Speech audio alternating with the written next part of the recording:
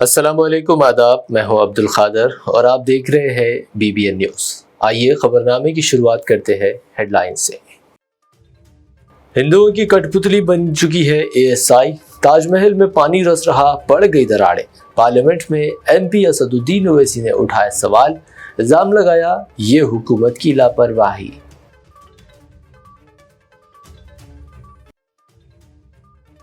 तेलंगाना में गर्मी की शिद्दत में इजाफा, Telangana director of public health का आवाम को मशवरा, दोपहर 12 से 3 बजे के दरमियान घरों से बाहर निकलने से करे गुरेज।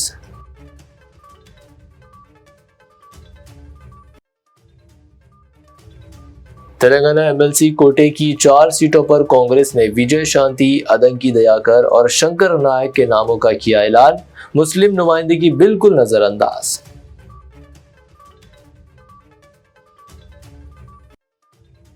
कांग्रेस हुकूमत 1.5 लाख करोड़ रुपए खर्च पर व्हाइट पेपर करे जारी। MLC कविता की press conference, CM Revanth Reddy पर तेलंगाना की माली हालात को इब्तर जाहिर करने की, रियासत की साख को नुकसान पहुंचाने का लगाया इल्जाम। चैंपियंस ट्रॉफी इंडिया की जीत का तेलंगाना में भी जश्न, हैदराबाद के दिलसुख नगर में बड़ी तादाद में सड़कों पर निकल आए पुरजोश शायकीन, ट्रैफिक में रुकावट, पुलिस ने की मुदाखलत। ये थी हेडलाइंस। अब बढ़ते हैं खबरों की तफसीलात की जानिब। पार्लियामेंट के बजट इजलास के दूसरे मरहले का जबरदस्त हंगामा आराई के साथ आज आगाज हुआ।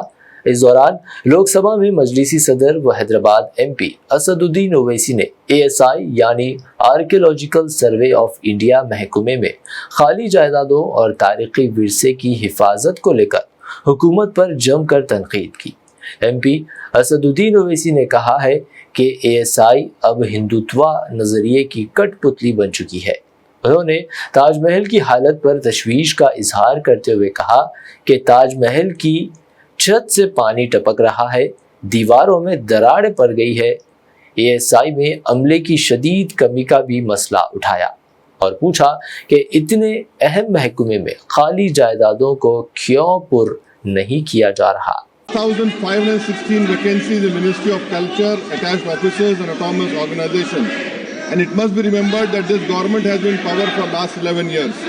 Sir, my first supplement to the Honourable Minister is, with over 67 vacancies in conservation branch and significant shortfalls across key divisions like archaeology and epigraphy, how does the Ministry assure this House that centrally protected monuments are being adequately maintained and preserved? What specific measures are being taken to address the impact of these shortages on research, heritage, management, routine conservation? The reason I ask this question, sir, that CAG report of 2013 highlighted 92 untraceable monuments. In 21, they have accepted 24 remain missing alongside 501 untraceable objects in Anthropology section. Why has the government failed to prioritize filling critical ASIs? And does he know that there are water leaks, cracks, vegetation growth on Taj Mahal? How do you justify your failure to ensure proper upkeep even for India's most iconic monuments? And does he have the manpower in ASI to protect Taj Mahal and the beautiful Charminar? Second supplementary is, has the ministry considered the standing committee recommendation to develop a dedicated management cadre within ASI for daily administration of centrally protected monuments, including visitor management and executive measures? Do you have any plans to bifurcation of ASI into 2 wings, one focus on exploration, excavation and conservation, and other handling revenue generating activities? Sir, lastly, the National Research Laboratory for Conservation of Cultural Property is operating only at 24% of sanctioned strength with 25 employees against 103 sanctioned posts. Is it not true that it impacts the ministry's critical research, preservation, restoration? And lastly, what steps is this government taking to ensure that the ASI is detoxified? Because from last 50 years, ASI has become a handmaiden of Hindutva ideology. Whether they will ensure that ASI works according to the cause of our... Telangana हुकूमत ने मीसेवा मराकज पर दाखिल की गई नई ration cards की दरख्वास्तों की तस्दीक का अमल शुरू किया है। इसके लिए महकमे सिविल सप्लाईज की टीमें दरख्वास्त दहिंदगान की तफसीलात की तौसीख के लिए घर घर जाएंगी। मी सेवा के जरिए 2.5 लाख दरख्वास्तें दाखिल की गई, जिनमें ग्रेटर हैदराबाद से 1,35,000 दरख्वास्तें शामिल है। पुराने राशन कार्ड्स में नामों के इंदराज और हज़फ के लिए 20,000 दरख्वास्तें वसूल हुई है। नए राशन कार्ड्स उगादी के मौके पर जारी किए जा सकते हैं। वाज़ेह रहे, गुज़िश्ता 10 सालों में रियासत तेलंगाना में 51 लाख के करीब राशन कार्ड्स जारी किए गए। तेलंगाना में मौसम गर्मा के आगाज के साथ ही दर्ज हरारत में इजाफा हो रहा है, जिसको मद्देनजर रखते हुए Telangana directorate of public health ने लोगों को मशवरा दिया कि वो दोपहर 12 से 3 बजे के दरमियान बाहर निकलने से गुरेज करें। ये एडवाइजरी महकमे सेहत, मौसमियात, IMD हैदराबाद की बतदरीज 2 से 3 डिग्री सेल्सियस दर्ज हरारत में इजाफे की पेशनगोई के बाद जारी की गई। इस सिलसिले में director of public health DPH ने मौसमी फल और सब्जियों के अलावा ज़्यादा पानी और ORS का इस्तेमाल करने की हिदायत दी। साथ ही ज़्यादा प्रोटीन, नमकीन और तेल वाली ग़िज़ाएं इस्तेमाल ना करने का भी मशवरा दिया। कांग्रेस हाईकमान ने इतवार को 3 उम्मीदवारों अदंकी दयाकर, के शंकर नायक और अदाकार से सियासतदान बनी विजय शांति को MLA कोटे के तहत तेलंगाना कानून साज कौंसिल MLC के इंतखाबात में हिस्सा लेने का ऐलान किया। पार्टी ने असेंबली इंतखाबात के अपने वादे को पूरा करते हुए अपने इत्तेहाद कम्युनिस्ट पार्टी CPI को एक निश्त भी मख्तस की है। ये ऐलान all India Congress committee general secretary KC Venugopal ने किया। वहीं पार्टी ने मुस्लिम अक़लियत को नुमाइंदगी नहीं दी। उम्मीदवारों के ऐलान से कांग्रेस हलकों में मायूसी पाई जाती है। कांग्रेस के MLC उम्मीदवारों अडंकी दयाकर, शंकर नायक और विजय शांति ने पीर को अपनी नामजदगियां दाखिल की। Chief minister Revanth Reddy, deputy CM भट्टी विक्रमार्का, PCC चीफ महेश कुमार के अलावा कई वुज़रा और MLAs मौजूद थे। तेलंगाना रियासत में MLC इंतखाबात के लिए मुस्लिम अक़लियती कायदीन को नुमाइंदगी ना देने पर कांग्रेस के मुस्लिम कायदीन ने शदीद नाराज़गी का इजहार किया। इस फैसले के खिलाफ आधी रात को बड़ी तादाद में अक़लियती कायदीन गांधी भवन पहुंचकर एहतजाज में शामिल हो गए। हैदराबाद कांग्रेस कमेटी के सदर समीर वलीउल्लाह, तेलंगाना PCC के तर्जुमान सैयद निज़ामुद्दीन समेत दीगर मुस्लिम कांग्रेस कायदीन ने रात 2 बजे गांधी भवन पहुंचकर एहतजाज किया और धरना दिया। इल्ज़ाम लगाया पार्टी ने जानबूझकर मुस्लिम कायदीन को नज़रअंदाज किया है। एहतजाज के दौरान हालत कशीदा होने पर पुलिस ने मुदाखलत करते हुए मुजाहिरीन को हिरासत में ले लिया और उन्हें बेगम बाजार और मुशीराबाद पुलिस स्टेशन मुंतकिल कर दिया। का रिप्रेजेंटेशन नहीं है। आज जो है कांग्रेस पार्टी एक इंसाफ करने की बात कर रही है। राहुल गांधी जी इंसाफ करने की बात कर रहे हैं। रेवंत रेड्डी जी सबके साथ इंसाफ करने की बात कर रहे हैं। हम कांग्रेस पार्टी के कार्यकर्ता हम ये बोल रहे हैं कि अब जो है 16 महीने मुकम्मिल हो चुके हैं, आज तक हमारा रिप्रेजेंटेशन नहीं है। हमारा ये डिमांड है कि जो है मुसलमानों का रिप्रेजेंटेशन होना है। क्यों? क्योंकि जिसको हम भरोसा दिलाए थे कांग्रेस पार्टी को वोट डालो, कांग्रेस पार्टी आपके साथ रहेंगी, आपके इश्यूज को एड्रेस करेंगी। लोग हमारे से सवाल कर रहे हैं, BRS पार्टी बोल रही है जो है 16 महीने मुकम्मिल हो चुके जो है कोई मुसलमानों का रिप्रेजेंटेशन नहीं है। हम जो है ना हुकूमत में आते ही जो है ना माइनॉरिटी मिनिस्टर बना दिए थे बोल के बोल रहे। लेकिन हम उनको आज भी बोल रहे कि जो है कांग्रेस पार्टी जरूर मुसलमानों के साथ, सिखों के साथ, ईसाइयों के साथ इंसाफ करेगी। हम हमारे राहुल गांधी जी से बोल रहे, राहुल गांधी जी आपने कहा कि जिसकी जितनी आबादी उतनी उसकी हिस्सेदारी। हम हमारी हिस्सेदारी मांग रहे हैं, हम हमारा हक मांग रहे हैं। हम कांग्रेस पार्टी के सैनिक हैं, हम कांग्रेस पार्टी के खिलाफ नहीं हैं। हम राहुल जी के विजन को पूरा करना चाहते हैं, हम रेवंत रेड्डी जी के विजन को पूरा करना चाहते हैं। कल हमारे को लोकल बॉडी इलेक्शंस में जाना है, कल GHMC इलेक्शंस में जाना है, फिर 4 साल के बाद हमको फिर दोबारा इलेक्शंस में जाना है। क्या जवाब देंगे हम मुसलमान को? क्या मुसलमानों के जवाब देंगे? कांग्रेस पार्टी से मुसलमान दूर हो रहे। हम भरोसा दिला रहे मुसलमान को कि कांग्रेस पार्टी जरूर मुसलमानों के साथ इंसाफ करेगी और मुस्लिम से इश्यूज को एड्रेस करेंगे। हम आदरणीय श्री राहुल गांधी जी से गुजारिश कर रहे हैं कि आप जिसकी जितनी हिस्सेदारी उसकी इतनी आबादी, आप BC के साथ इंसाफ करिए, जरूर करिए। एससी के साथ इंसाफ करे जरूर करिए, एसटी के साथ करिए जरूर करिए।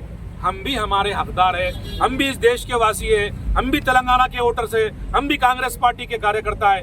हम किसको भी दो, आपके पास तकरीबन इतने रिप्रेजेंटेशन जो है। तेलंगाना हुकूमत की जानिब से 3 MLC के नामों में मुसलमानों को मुकम्मल तौर पर नज़रअंदाज करने पर वरंगल के डिप्टी मेयर सैयद मसूद ने शदीद नाराज़गी का इजहार किया है। उन्होंने BBN चैनल से खुसूसी इंटरव्यू के दौरान सवाल उठाया कि आखिर कब तक मुसलमानों को उनके सियासी हुकूक से महरूम रखा जाएगा। उन्होंने तेलंगाना हुकूमत से मुतालिबा किया कि मुसलमानों के साथ इस नाइंसाफ़ी को फौरी तौर पर ख़त्म किया जाए और उन्हें भी उनका जायज़ हक़ दिया जाए।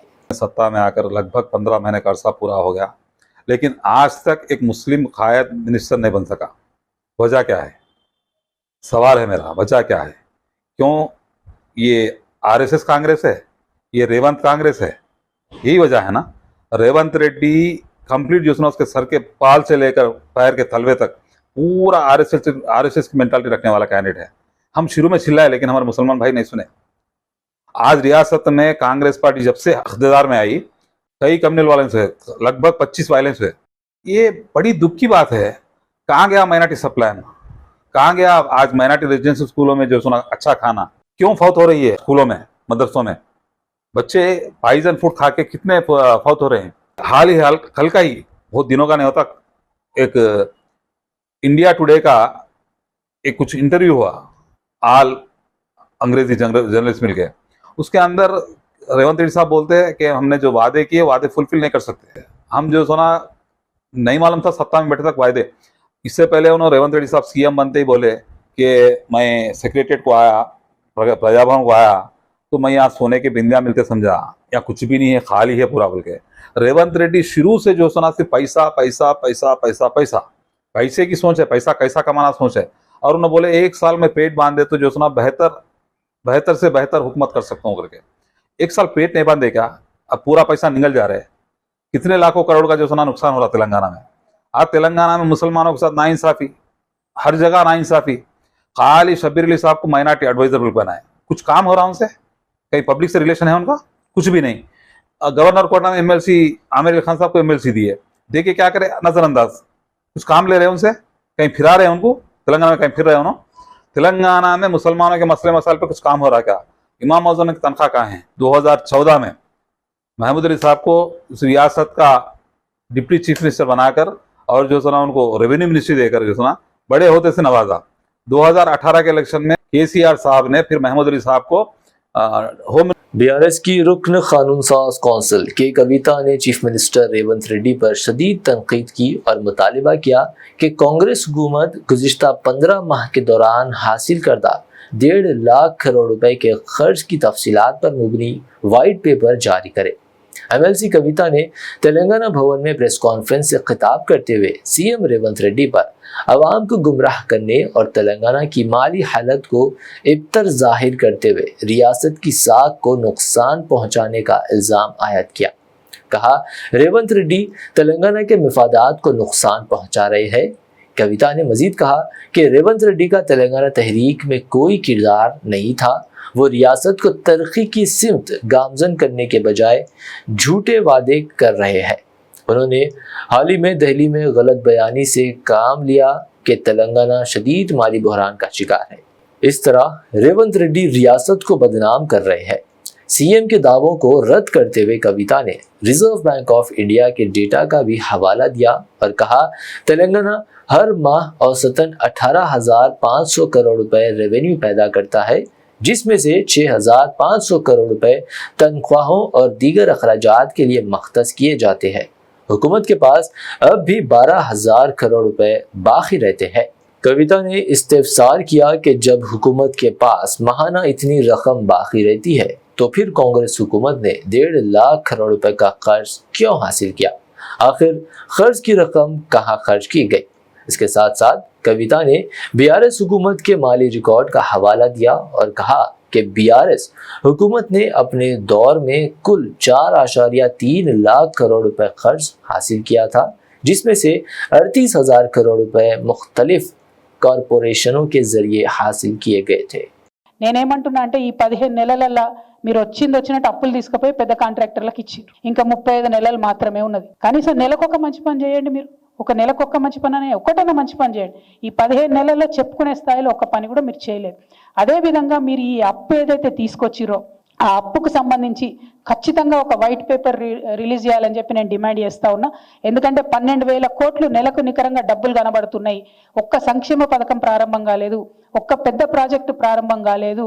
కానీ పెద్ద కాంట్రాక్టర్లకు మాత్రం పేమెంట్స్ కంటిన్యూస్గా జరుగుకుంటూ పోతున్నాయి. ఈ విషయాన్ని ప్రజలు గమనిస్తూ ఉన్నారు. మీ ప్రాధాన్యత పెద్దవాళ్ళ మీద ఉంది, పేదవాళ్ళ మీద లేదు. కాబట్టి ఇప్పుడు రేపు గవర్నర్ ప్రసంగం ఉంది, దాంట్లో ఉన్న క్లారిటీ ఇవ్వండి. మనకి మొత్తం ఈ మంత్ అంతా కూడా బడ్జెట్ సమావేశాలు ఉంటాయి, దాంట్లో ఉన్న వైట్ పేపర్ పెట్టండి. కానీ ఒక స్పష్టత ఇవ్వండి.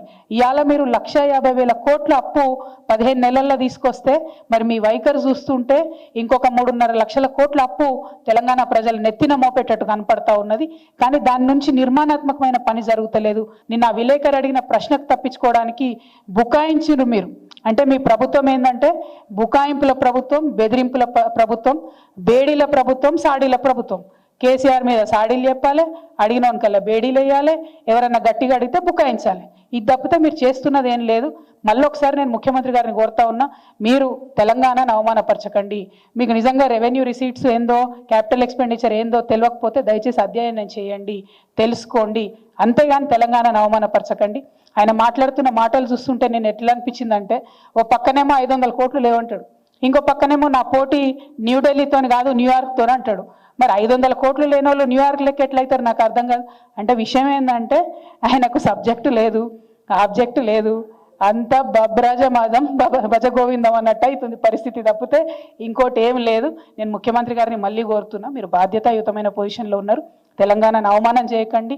తెలంగాణలో మంచి పొజిషన్లో ఉన్నారు, దాన్ని అట్లా నిలబెట్టండి, ముందుకు తీసుకెళ్ళండి. బాధ్యత గల ప్రతిపక్షంగా మేమందరం కూడా మీకు అండగా ఉంటాం. కానీ అవమానిస్తే మాత్రం ఊరుకునేది లేదని చెప్పి మేము ప్రభుత్వాన్ని హెచ్చరిక చేస్తా ఉన్నాం. बुलेटिन में फिलहाल रुकते हैं एक शॉर्ट ब्रेक के लिए। ब्रेक के बाद भी खबरों का सिलसिला जारी रहेगा।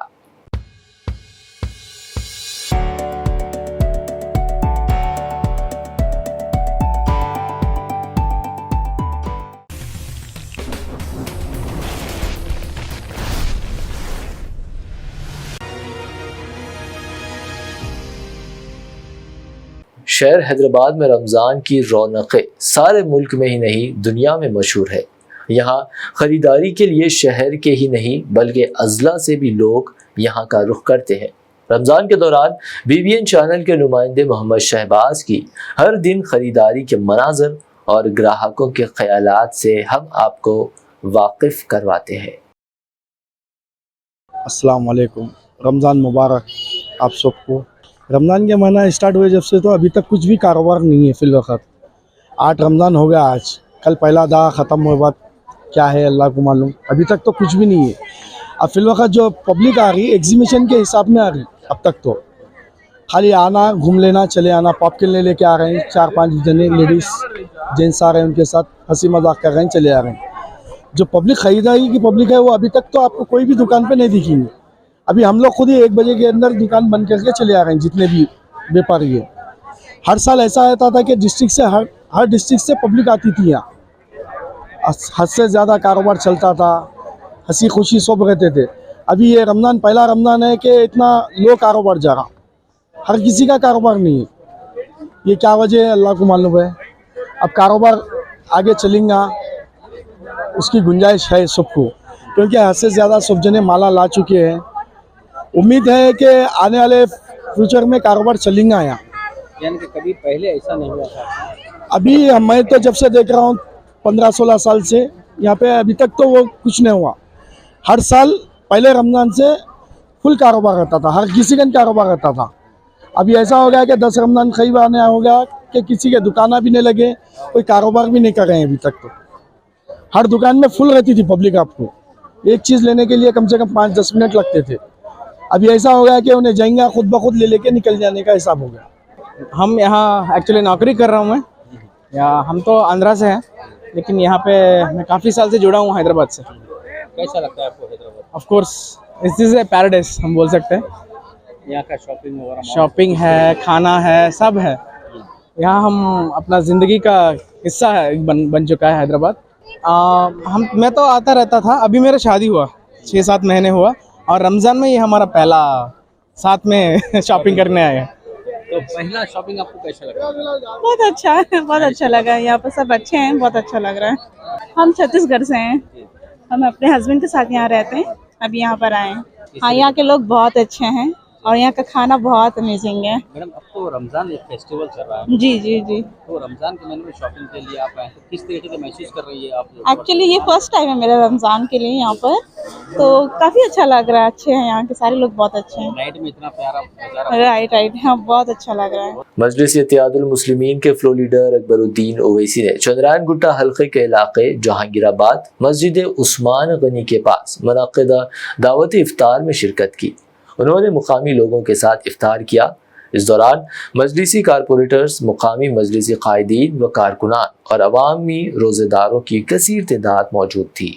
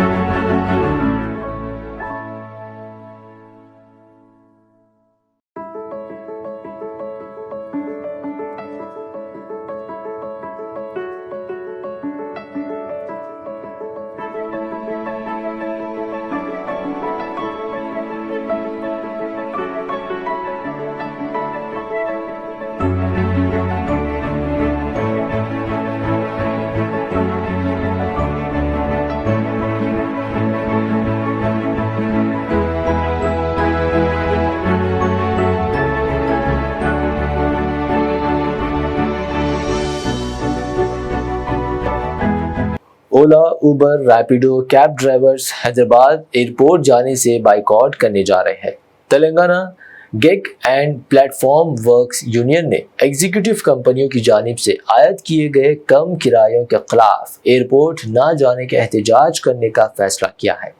इस सिलसिले में यूनियन के सदर शेख सलाउद्दीन ने मीडिया से बात करते हुए हुकूमत पर इल्ज़ाम लगाया कि हुकूमत और महकमे ट्रांसपोर्ट को यकसा और मुनसिफाना किराए के ढांचे के लिए मुतादिद अपीलों के बावजूद कोई फैसला कुन कार्रवाई नहीं की गई।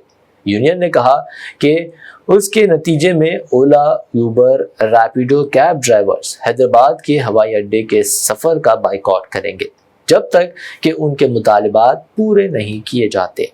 Good morning Hyderabad drivers. ये वीडियो बनाने का मकसद सिर्फ इतना ही है भाई, जो हैदराबाद में हम लोग ने एक मुहिम चालू की है, हैदराबाद एयरपोर्ट बॉयकॉट, प्लस उसके बाद हैदराबाद में जो हमको सिटी में फेयर नहीं आ रहा, उसके लिए हम हमारी शुरुआत एयरपोर्ट से कर रहे हैं, जहाँ पे हम ना एयरपोर्ट से कोई पिकअप करेंगे, ना ही हम एयरपोर्ट को ड्रॉप करेंगे जब तक हमको एक यूनिफॉर्मिक फेयर नहीं मिलेगा। इसलिए बॉयकॉट एयरपोर्ट हमें करना ज़रूरी है, और जब तक हमको गवर्नमेंट और एग्रीगेटर कंपनी से एक यूनिफॉर्मिक फेयर नहीं देते, जब तक हम एयरपोर्ट के पिकअप और ड्रॉप्स नहीं करेंगे। Thank you. Driver power, union power, union power, driver power.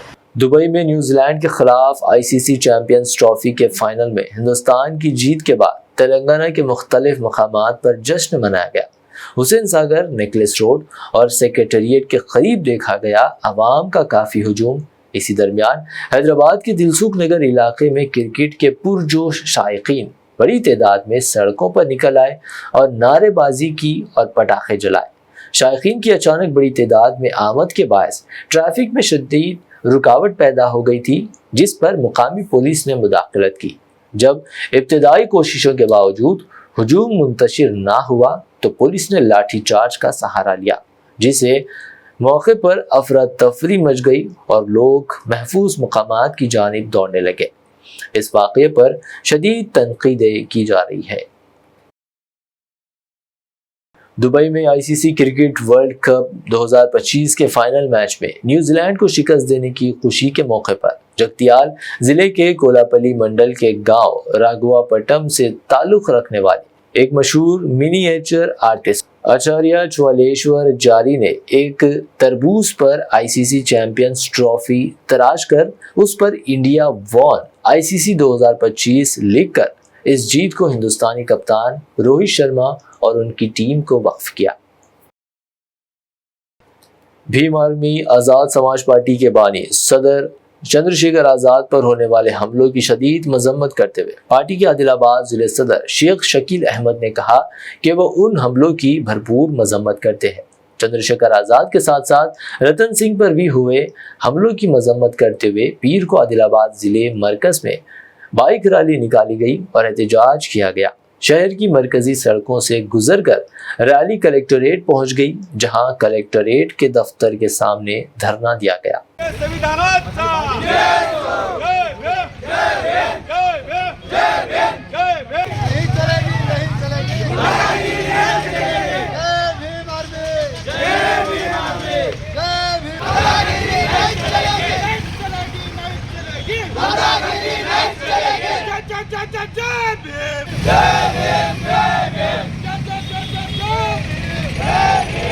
Office के तरफ से भीम आर्मी सैनिकों के तरफ से जो चंद्रशेखर आज़ाद साहब और विनय रतन साहब के ऊपर जो मथुरा में परसों हमला हुआ है, उससे पहले उड़ीसा में हमला हुआ है, ये बहुजनों के आवाज़ को दबाने की कोशिश की जा रही है।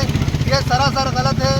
बहुजनों के आवाज़ जो चंद्रशेखर साहब संसद में उठा रहे हैं, कुछ लोगों को हजम नहीं हो रहा, वो उसलिए उनको आवाज़ को दबाने के लिए उनके गाड़ियों पे हमला किया जा रहा है और दलितों पे हमला किया जा रहा है। ये हम इस बात को खंडन करते हैं।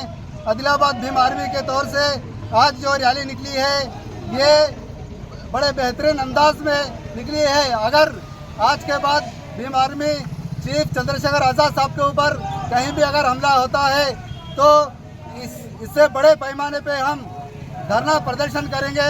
आज आदिलाबाद में ही नहीं बल्कि पूरे भारत देश में जहाँ पे भीम आर्मी कमेटी कौन से भी डिस्ट्रिक्ट में है, पूरे आदिलाबाद जिले के नए एसपी अखिल महाजिन ने पीर के रोज मुकामी पुलिस ऑफिस में अपने ओहदे का जायजा ले लिया। इस मौके पर उन्होंने पुलिस सलामी ली और करीमनगर के पुलिस कमिश्नर गौस आलम से आदिलाबाद जिले के एसपी की जिम्मेदारियां संभाल ली। अपने खिताब में एसपी अखिल महाजिन ने जिले में अमन व अमान और मुख्तलिफ सरगर्मियों को रोकने, चरस और मंशियात की काश्त और इस्तेमाल पर सख्ती से कंट्रोल करने की ज़रूरत पर जोर दिया। इस मौके पर एडिशनल एसपी, डीएसपीज, इंस्पेक्टर्स और दीगर अमले ने एसपी अखिल महाजिन का पुरतपाक खैर मकदम किया। इसके साथ साथ मिलकर काम करने की यकीन दहानी कराई। एसपी अखिल महाजिन ने अवाम, पुलिस और मीडिया से भी ताउन की अपील की ताकि आदिलाबाद ज़िले को मज़ीद तरक्की की राहों पर गामजन किया जा सके। आज इधर आदिलाबाद एसपी के ओहदे पे आज ज्वाइन किया हूँ। यहाँ पे अपनी तरफ से पूरी मेहनत करूँगा कि जो भी क्राइम है कम हो यहाँ पर। दूसरा ही हिस्ट्री शीटर्स, राउडी शीटर्स के ऊपर थोड़ा काउंसलिंग करेंगे और अपनी तरफ से पूरा प्रयत्न करेंगे कि कुछ नया क्राइम वो लोग ना करें। उसके अलावा लॉ एंड ऑर्डर इश्यूज़ पे, कम्युनल इश्यूज़ पे पूरा फोकस करेंगे। गांजाई जैसे इलीगल पदार्थों के ऊपर भी काम करेंगे सो दैट उसका भी सेवन यहाँ कम हो और जो भी कर रहे हैं उनको भी कड़क से कड़क सजा मिले। आदिलाबाद जिले रूरल मंडल के सीपीआई सेक्रेटरी बाथुला गंगारेड्डी व दीगर कायदीन की क़यादत में सर्वे नंबर 38 निशान घाट की आवाम को बुनियादी सहूलतें फराहम करने के मुतालबे करते हुए जिला कलेक्टर के दफ्तर के सामने एहतजाज किया। इस मौके पर उन्होंने फौरी तौर पर जिला कलेक्टर और इंतजामिया से मुतालबा किया कि निशान घाट की आवाम को बुनियादी सहूलतें फराहम की जाए, वरना बड़े पैमाने पर एहतजाज किया जाएगा।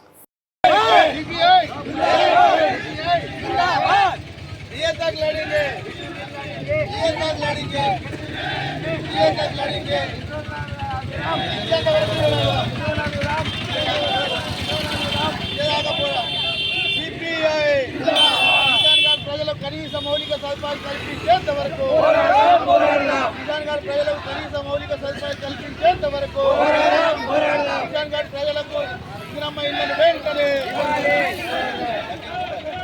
కిసాన్ కార్డు ప్రజలకు ఇందిరమ్మ ఇళ్లను వెంటనే కిసాన్ కార్డు ప్రజలకు ఈరోజు సిపిఐ పార్టీ ఆదిలాబాద్ రూరల్ మండల కార్యదర్శి బత్తుల గంగారెడ్డి, సహాయ కార్యదర్శి మేశ్రాం భాస్కర్, కిసాన్ కార్డ్ సాధన సమితి కమిటీ సభ్యులు ఇవాళ పి సంగీత, అత్రం సంగీత, శబానా, కొచ్చిరామ్, నిస్సార్ అలాగే రమేష్ చౌహాన్ ఇతర కమిటీ సభ్యుల ఆధ్వర్యంలో ఇవాళ కిసాన్ కార్డు ప్రజలకు కనీస మౌలిక సదుపాయాలు కల్పించాలని డిమాండ్ చేస్తూ ఆదిలాబాద్ జిల్లా కలెక్టర్ కార్యాలయం ముంగట ధర్నా కార్యక్రమం చేపట్టడం జరిగింది.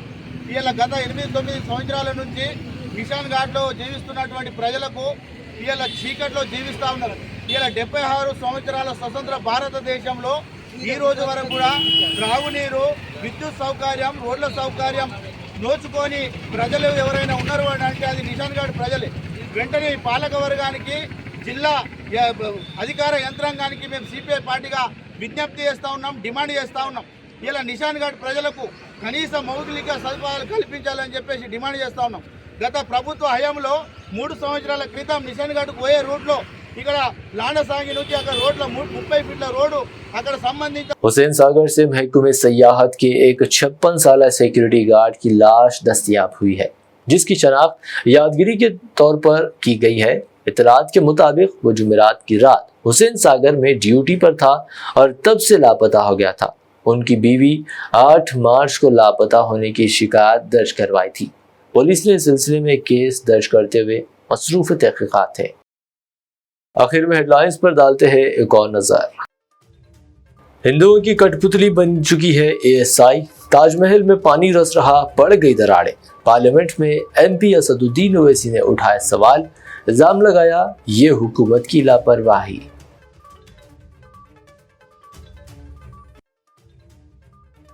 तेलंगाना में गर्मी की शिद्दत में इजाफा, Telangana director of public health का आवाम को मशवरा, दोपहर 12 से 3 बजे के दरमियान घरों से बाहर निकलने से करे गुरेज।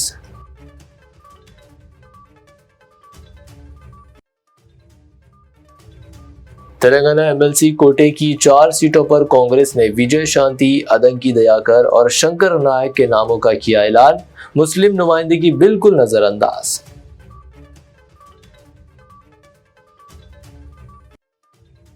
कांग्रेस हुकूमत 1.5 लाख करोड़ रुपए खर्च पर व्हाइट पेपर करे जारी, एमएलसी कविता की press conference, CM Revanth Reddy पर तेलंगाना की माली हालात को इब्तर जाहिर करने की रियासत की साख को नुकसान पहुंचाने का लगाया इल्जाम।